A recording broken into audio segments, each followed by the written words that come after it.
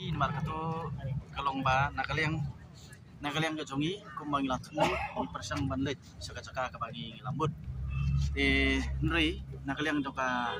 sorkar yai kita limba kita district administration ba kamlong bangenet te tende nakaliang gajongi yang to mensyong ang ni kelabiang nang tajongi dengi skwa nakaliang gajongi kumki amele banlet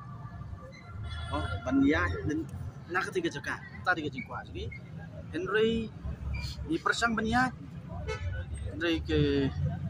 district administration limba ke police department mo di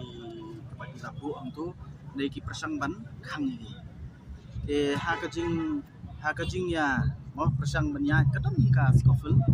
dan dari ya katang yum da sungui dan dari ke kapangi hapang suku ni ka longba kumnu yangi ki elected representative bau pai pa mana ki konstituensi lain ki konstituensi bau pai pa ula benshit hangi benshit ya kenu kemat ya kenu ke isu apa kata ni wan hang ni ban demonstrate na kalian ke ban pelong ya demonstration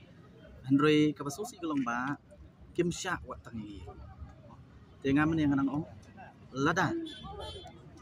mangi elected representative ro ngimla banyai akani ka jiki ke jungi Kambut it sends a very wrong message. Sekipat pak jong ni gejala ke sungi. Kambut pak ni ke government kalong diktatorial, kani ke government kamailat,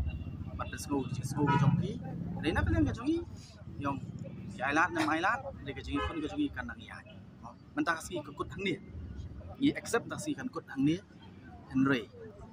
Ke sungi pun sungi kan pat kut, pat nginai peteng, kumblong mentah, hadu bagi reinstate ya kita ki officials. Kenapa dah apa ini begini kulit di badan ni confirm